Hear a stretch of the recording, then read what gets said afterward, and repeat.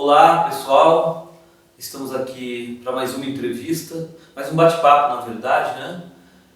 Com mais um amigo, mais uma pessoa que vai falar para vocês sobre hipnose, PNL, reprogramação mental.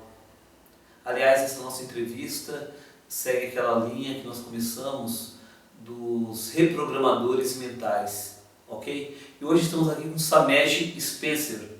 Tudo bem, Samej? Tudo bem, prazer enorme estar aqui novamente na Sociedade Interamericana de Hipnose para essa entrevista, participar desse bate-papo e falar a respeito dessa ferramenta maravilhosa que é a hipnose e também da reprogramação mental com PNL e hipnose. Opa, você já falou com PNL e hipnose, né? Absolutamente. Você não falou com hipnose e PNL. A brincadeira aqui é o seguinte, é que o Samej ele gosta de colocar na ordem alfabética, né? E falar primeiro hipnose e depois PNL. Mas como a ordem dos criadores não altera os viadutos, né? E como na apostila e em outros locais geralmente segue-se a ordem PNL e hipnose, eu estou abrindo esse tipo de exceção hoje, né? Dentro do meu tradicionalismo, dentro desse meu toque, digamos assim. Legal. Bom, Samej, a nossa ideia aqui é conversar com os reprogramadores mentais. Eu gosto de deixar bem claro para todo mundo que reprogramação mental com PNL e hipnose em 10 sessões, ou reprogramação mental em 10 sessões com PNL e hipnose, aí não vai fazer muita diferença. É uma metodologia, um trabalho que nós desenvolvemos, nascido da prática clínica.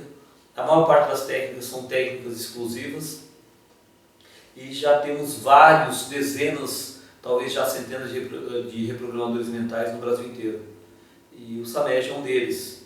E a ideia aqui não é super qualificar nem desqualificar ninguém.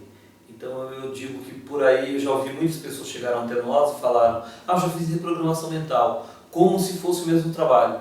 E a ideia não é dizer que o nosso trabalho é melhor, nem dizer que ele é pior, sim dizer que ele é diferente. É um trabalho, é a reprogramação mental em 10 sessões com PNL e hipnose, que começou esse trabalho comigo. E desde 2011 nós já formamos algumas dezenas de pessoas que fazem esse trabalho também no Brasil inteiro, ok? Então, Samej, eu quero primeiro que você fale um pouquinho da sua história, sobre o seu trabalho, quem é Samej Spencer, como é que começa a sua história, o que você faz exatamente. Legal. Bom, eu vou iniciar hoje dizendo que acaba sendo uma dúvida na maior das pessoas que entram em contato comigo.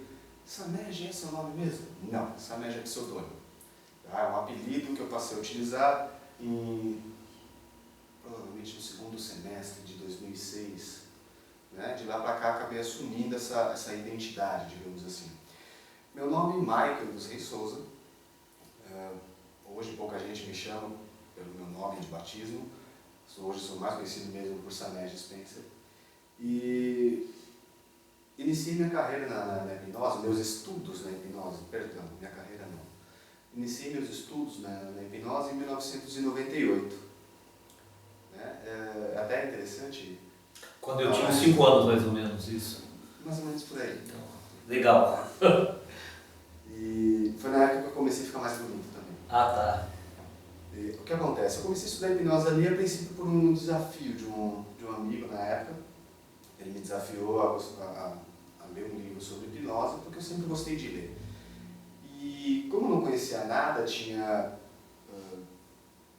como eu posso dizer, minha crença, meu conhecimento a respeito da hipnose era baseado nos mitos que se diz a respeito disso. Então, para mim, hipnose na época era coisa do capiroto, coisa do capeta, coisa do diabo. E aceitei o desafio desse amigo para provar para ele justamente isso, que hipnose era algo maligno, que era algo ruim e etc. 3 anos depois eu cheguei à conclusão, depois de muito estudo, cheguei à conclusão que não. Quem estava errado na verdade era eu.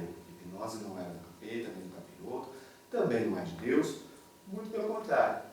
É do próprio gênero humano, é da espécie, é um comportamento, uma atitude, um estado natural do e do ser humano. tendo chegado a esse tipo de resultado depois desse estudo, eu percebi que havia me apaixonado pela hipnose e continuei estudando de lá para cá, agora não mais para fazer qualquer tipo de prova ou responder um desafio, hoje por prazer. E em 2010, contando bastante a história, em 2010 o meu irmão sofreu um acidente. Eu era funcionário dele, a empresa era apenas meu irmão e eu. E quando meu irmão sofreu um acidente e veio a falecer, eu fiquei desempregado e, por recomendação de um amigo, né, eu passei a me interessar em trabalhar com hipnose clínica. A partir daí, comecei a me especializar, comecei a fazer curso e praticamente não parei mais. Quando foi em 2011, mais precisamente dia 30 de abril de 2011, eu conheci a Sociedade Interamericana de Hipnose, a convite de um amigo. Vim participar de um curso que foi realizado aqui. Bom, esse amigo é o... É o Valdinei Soares. Valdinei S. Soares. Valdinei Soares. Ele me convidou para um curso aqui, né? Para quem não conhece o Valdinei Soares, é um excelente profissional, psicanalista lá do Rio de Janeiro. Quando ele veio trazer o curso dele aqui em São Paulo, que foi ministrado aqui na sociedade, eu tive o prazer de conhecer a sociedade, conhecer o Valdeci, e de lá para cá eu comecei a frequentar a sociedade, os cursos da sociedade, e em seguida, foi em junho de 2011, teve o primeiro curso de reprogramação mental com PNL e hipnose em 10 sessões. Fim de junho, começo de julho, se não me engano. Sim, se não me falha a memória, foi no feriado de Corpus Christi, não? Feriado. Geralmente eu fazia. No feriado de Páscoa Corpus foi, Christi, no feriado de Páscoa foi o curso do Valdinei, e no Isso. feriado de Corpus Christi, se não me falha a memória, Porque era 4 de 4 junho. dias. Se não me falha a memória, 4 de junho de 2011, teve o curso de reprogramação mental, o primeiro curso de reprogramação mental com PNL e hipnose, ao qual eu tive o prazer e o privilégio de participar, a primeira turma. Isso aí, foi a primeira turma de reprogramação mental, foi a época que eu resolvi abrir a caixinha preta, né? Exato. Porque até aí quem fazia esse trabalho, só eu fazia o trabalho. Então a primeira turma, o Sanej era um dos participantes. Bom, Sanej, você falou um pouquinho da sua história, então vamos lá, qual era a sua maior dificuldade no trabalho com hipnose antes do reprogramação mental? A pergunta é para ser difícil mesmo, tá? Sim, apesar da pergunta ser difícil, é algo relativamente fácil de responder, porque a reprogramação mental com PNL e hipnose, eu tenho para mim como divisor de águas no meu conhecimento de hipnose clínica. Porque antes disso, antes da reprogramação mental, eu tinha uma visão, digamos assim, muito limitante ou limitadora a respeito da atuação da ferramenta hipnose em tratamentos clínicos, em tratamentos terapêuticos, onde eu acreditava ser necessário produzir transes formais, né? Isso, relaxe, mais e mais, uma pessoa ficar lá de olho fechado, entrar em transe profundo e etc. Coisa que, para mim, na época, era necessário, através da reprogramação mental, através do curso de reprogramação mental, quando passei pelas técnicas, inclusive que, ao fazer o curso de reprogramação mental, você vai aplicar e receber todas as 10 técnicas. Tá? Então, é um curso muito prático, muito marcante na vida da pessoa, porque você experimenta por si só aquilo que você vai estar utilizando com o seu cliente, com o seu coach, com o seu paciente no seu consultório posteriormente ao curso. E ali eu percebi que não era necessário levar uma profundidade X do transe hipnótico, não era necessário o sonambulismo, para que se conseguisse atingir o resultado desejado, ou ainda mais. Mais do que o desejado. Exato. Então, essa dificuldade inicial que eu sentia foi vencida com o curso, com o aprendizado da reprogramação mental com PNL e hipnose, justamente por causa disso, porque se tornou mais fácil aplicar a hipnose. Ficou mais fácil ajudar o cliente a obter o resultado que veio buscar. Então, agora, deixa eu só fazer um parênteses aí, Sanej. Claro. Você me disse, aí fica claro uma mudança de paradigma.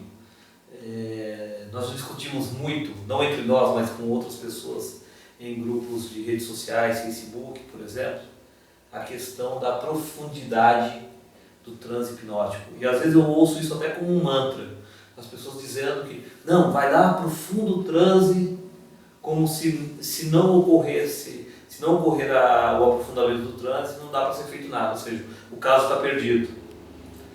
Nós tivemos muito esse tipo de conversa. Sim, por aí, eu também tinha esse tipo de pensamento limitante. É assim que eu defino.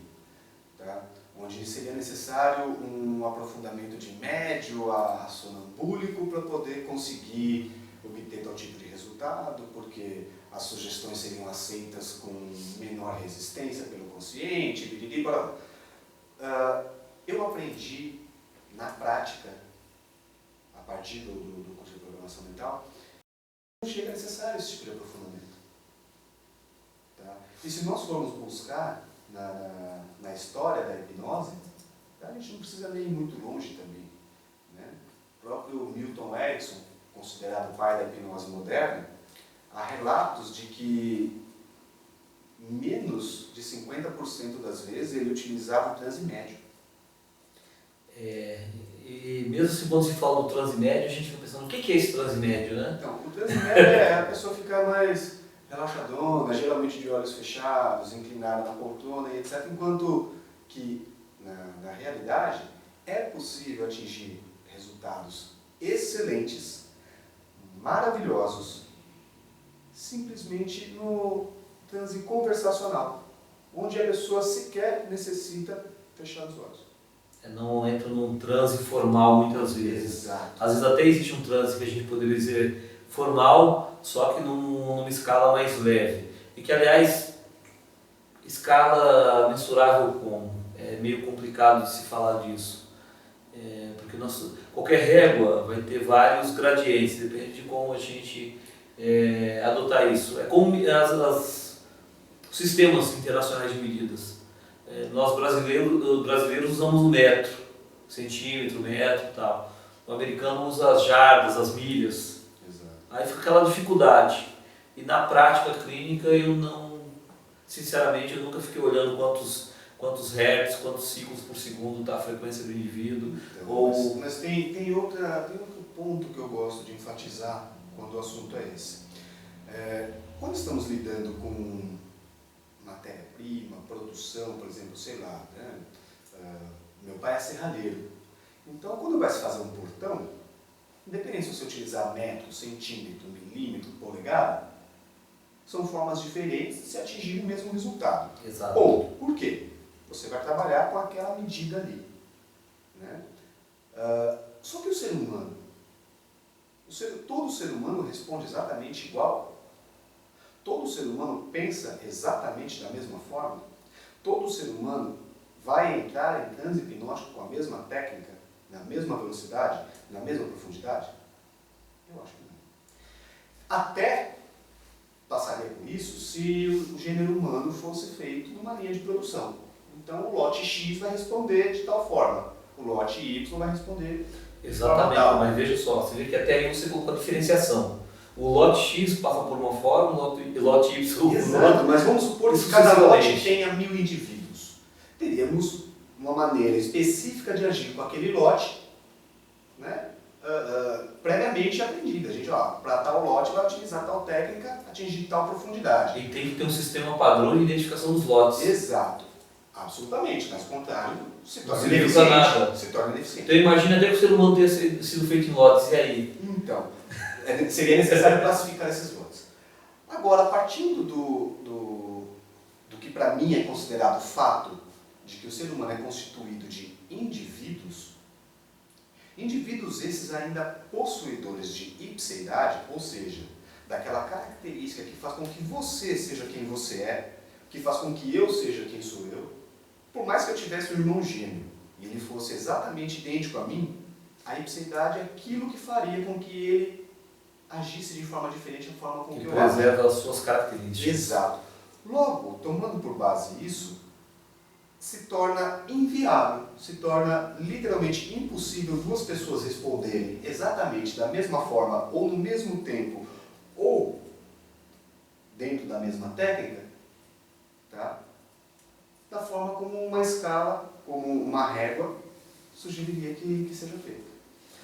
Fica muito complicado criar coisas que padronizem o ser humano. Então, na verdade, o que acontece, muitas pessoas me perguntam isso, reprogramação mental, então fica como uma receita de bolo. Eu falo, não, são 10 sessões tituladas, organizadas, mas que cada pessoa vai responder de uma forma.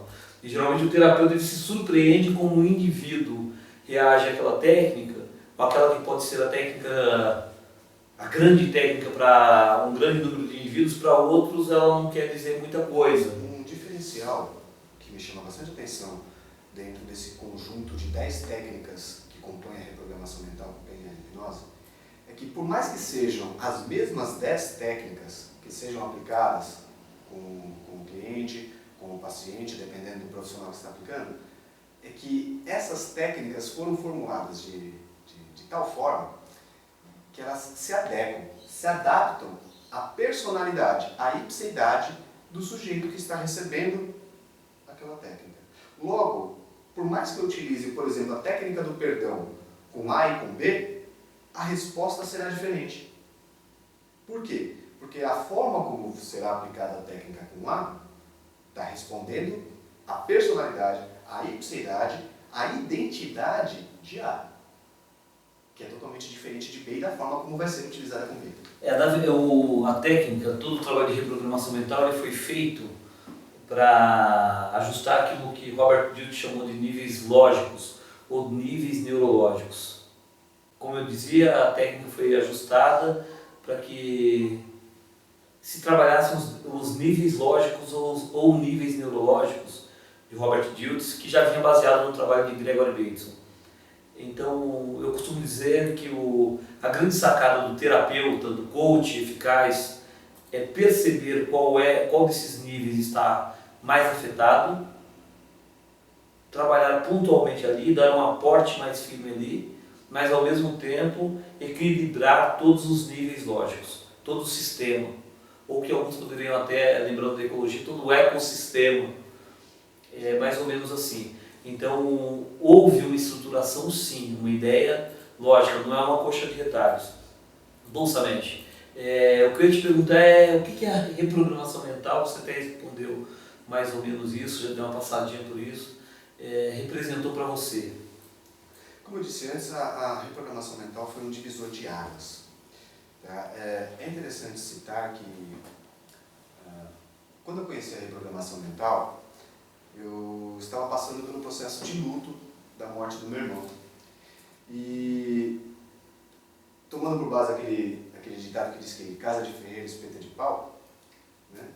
Apesar de já estar estudando hipnose na época, 12, 13 anos mais ou menos, eu estava passando por um processo bem delicado diante da perda do meu irmão, né? com o luto pela perda do meu irmão, e eu pude ressignificar o luto, a ausência do meu irmão, durante a prática, já no curso. Ali eu notei, tá? A reprogramação mental representou justamente isso para mim, uma libertação tão grande ali dentro que eu falei, pô, se conseguiu me ajudar desse jeito, coisa que a auto-hipnose não estava dando o resultado que geralmente dá quando se aplica em outras questões, eu falei, pô, se me ajudou dessa forma, é capaz de ajudar muita gente.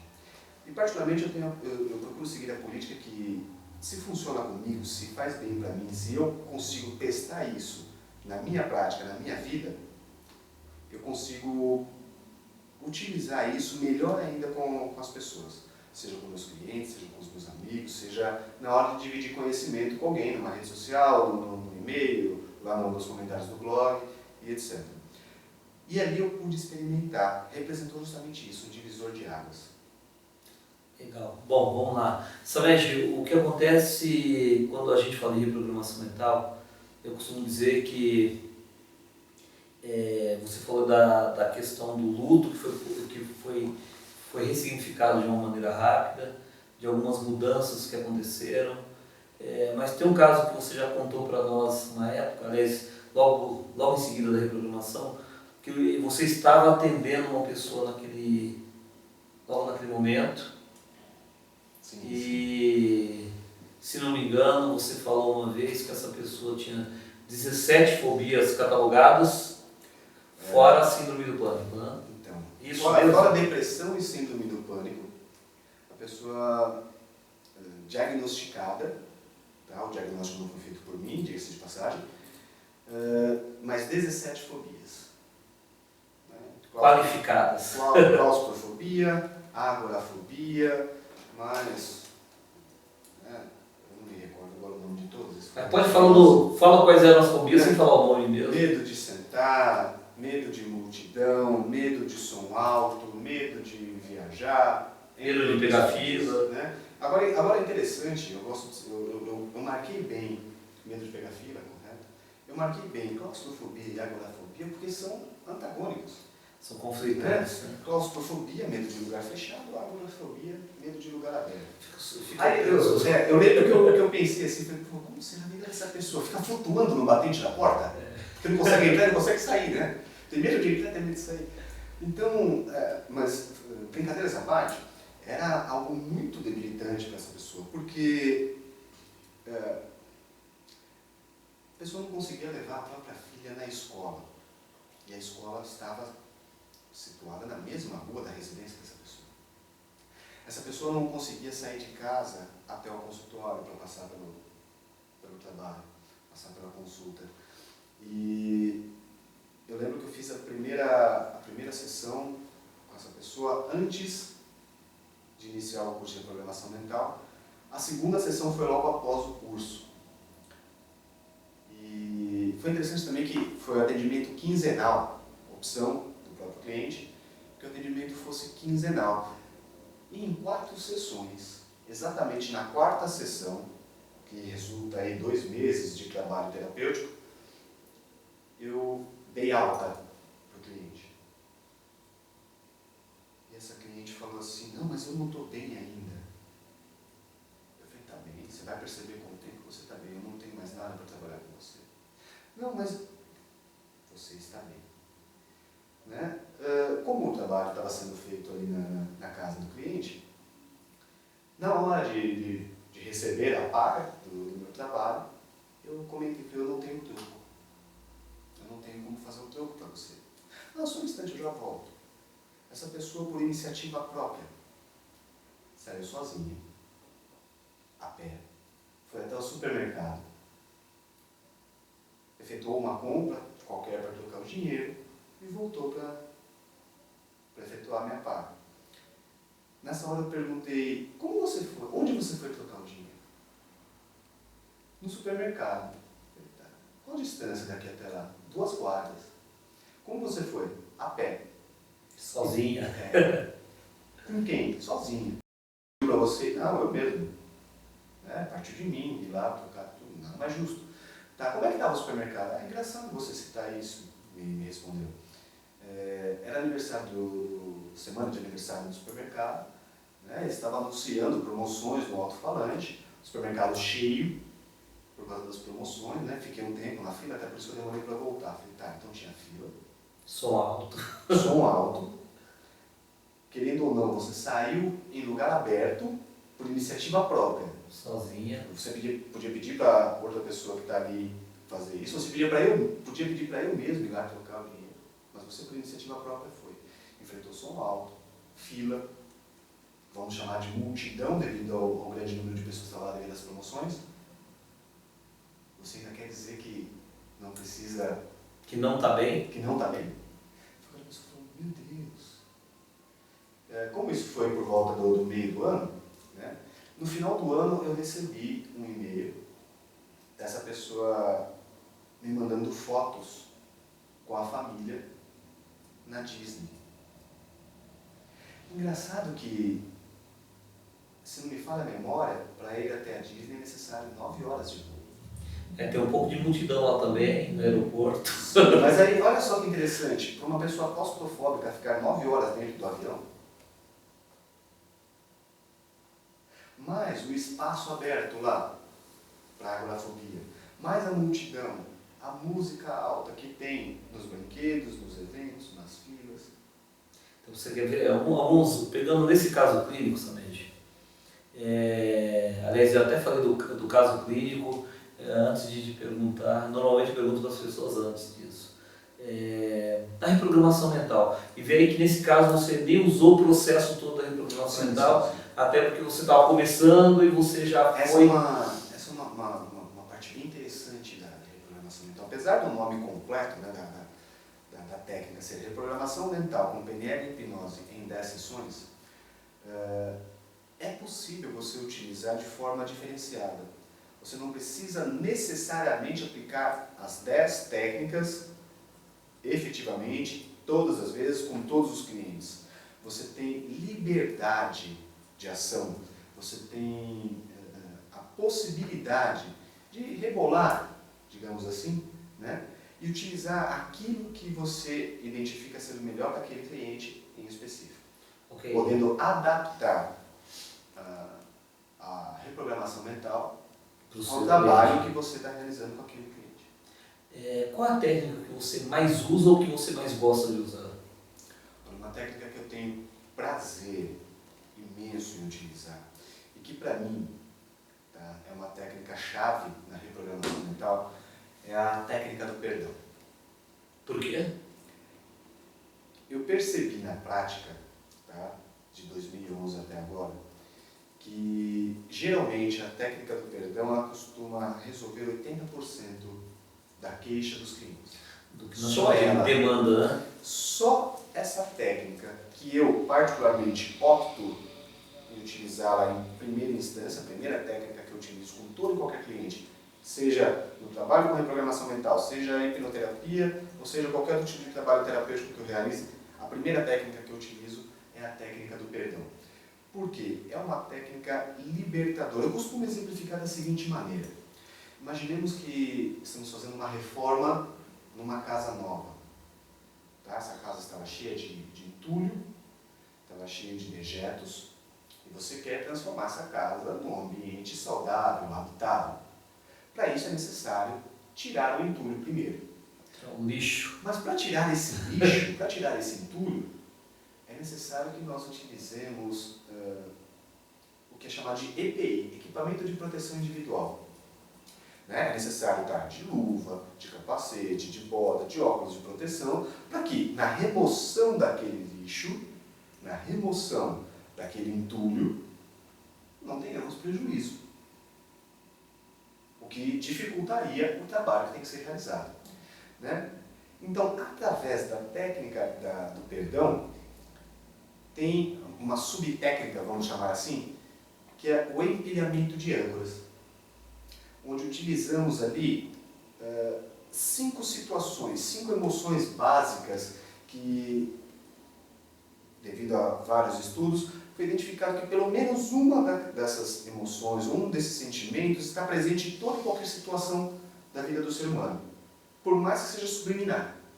Logo, essas 5 emoções iniciais servem como EPI para aquele cliente, porque não sou eu que realizo o trabalho com ele. Fazendo blindagem emocional. Exato, não sou eu que realizo o trabalho com o cliente, eu só mostro como o cliente pode fazer o trabalho por si só. Então é o cliente que vai remover o entulho dele, o lixo emocional. Por isso a técnica do perdão, o sobrenome da técnica esvaziando a cesta do lixo. Cesto de lixo. Então, nesse momento, eu ensino o cliente a utilizar a EPI, a saber, gratidão, amor, segurança, alegria e conquista e superação. Né? Então, com esse equipamento de proteção individual, o cliente se torna capaz de esvaziar, retirar aquele entulho e depois, com as outras técnicas, tirar o pó, varrer e começar a redecoração daquele ambiente, tornando então o espaço habitável, utilizável, de forma tranquila. Quer dizer, um fato curioso é que quando o Samed participou da primeira turma, as emoções, sensações, sentimentos empilhados naquele primeiro momento eram só 3. Só 3. Amor, gratidão, aliás, amor, desculpa, era 3, eram 4. Amor, gratidão, segurança e alegria. Eram só 4. E a alegria, essa minha confusão pelo seguinte, porque no começo da técnica eu só usava essas 3, amor, gratidão e segurança.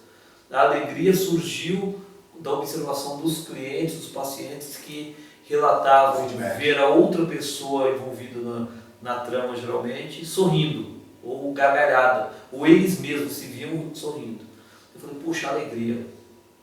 Aí, com uma pessoa que tinha muitas crenças limitantes, apareceu a questão da superação, vitória, conquista.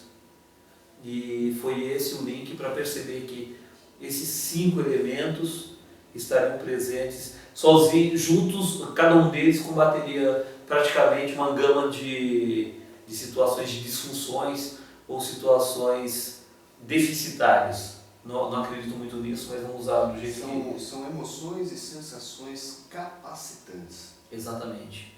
E quando juntas, elas produzem como se fosse uma bomba positiva que vai fazer esse trabalho.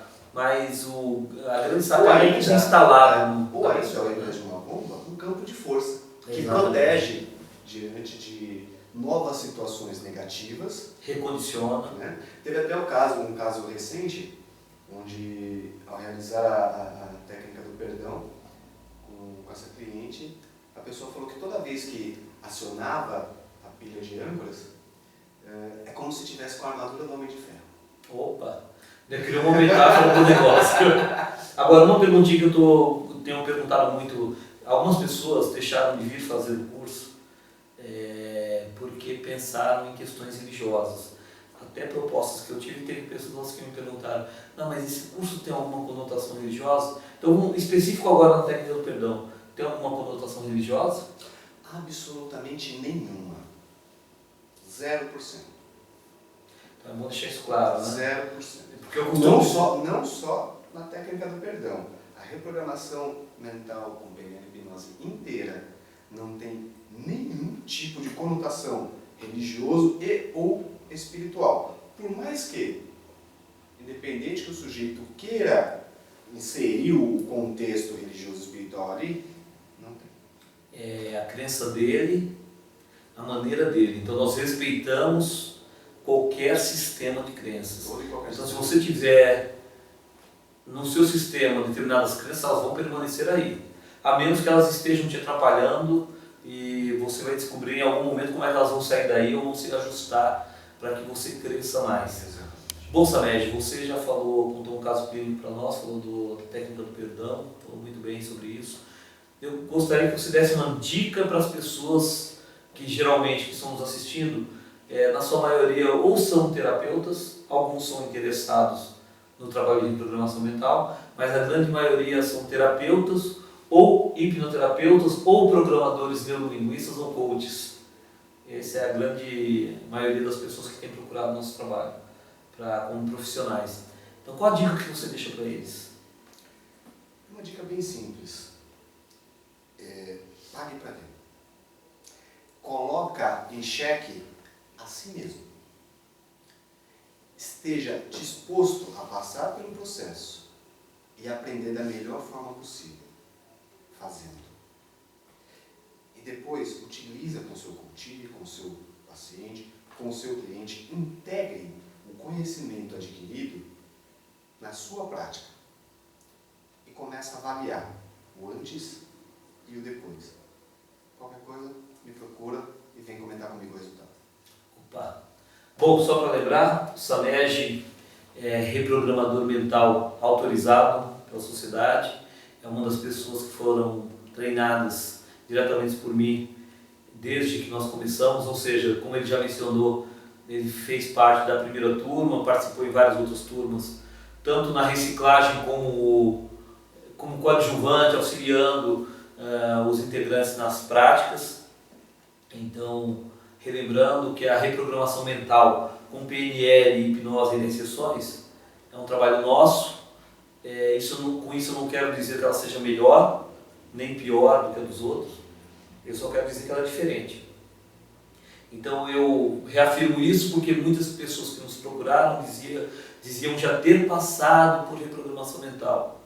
E eu perguntava geralmente por telefone, com quem você fez? Fulano fala, não, ele não foi formado aqui. E não estou nem falando mal, estou só dizendo que não foi formado aqui. Então, se você está interessado nesse trabalho, no nosso trabalho, no nosso site, Sociedade Interamericana de Hipnose.com ou sociedadedehipnose.com.br, tem uma lista dos reprogramadores mentais autorizados, formados por nós diretamente. O Sanej Spencer, ou o Sanej é um deles. E na dúvida, se a pessoa falou que e você não encontrou o nome dela no site, dá uma ligadinha para nós. Nosso site tem um telefone, porque aqui tem a questão da falha humana. Nós podemos ter, na atualização, pode não ter entrado o nome de alguém. Ok? E aí não seria justo com a pessoa que acabou de, ou que por um equívoco da nossa parte, não foi colocado no site, alguma coisa assim. Então qualquer dúvida é só entrar em contato conosco. Então eu reafirmo, os nossos reprogramadores mentais têm um selo como esse, estão autorizados a utilizar o selo no site, nos seus impressos, da maneira que lhes convier. Ok? Então, Sanej, muito obrigado.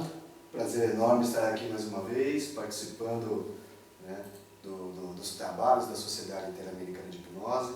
Estar aqui, meu amigo Valdeci Carneiro, que é um excelente profissional, um profissional que, particularmente, eu me inspiro e que eu procuro estar sempre junto, porque, na minha visão, é impossível estar do lado dele e não aprender. Então agradeço e aguardo vocês num próximo vídeo, mas eu peço para vocês a colaboração. Se gostou, compartilha. Eu costumo dizer que ninguém é próximo sozinho. É a melhor maneira de multiplicar e dividir. Quem me conhece já me viu falando isso muitas vezes. Se você gostou e estiver assistindo esse vídeo no YouTube, clica aqui no gostei, curtir. Se não gostou, clica no gostei. A sua opinião é importante. E aqui não é nenhuma companhia telefônica, a sua ligação é muito importante para nós, mas você vai ficar ouvindo isso a vida inteira, né? E realmente a sua opinião é importante. É lógico que algumas pessoas fazem comentários só para denegrir ou para criticar outras pessoas, mas a sua opinião sincera sobre a nossa entrevista, sobre o nosso bate-papo, vai ser muito importante. Então até o próximo vídeo. Nos encontramos pela internet novamente. Muito obrigado.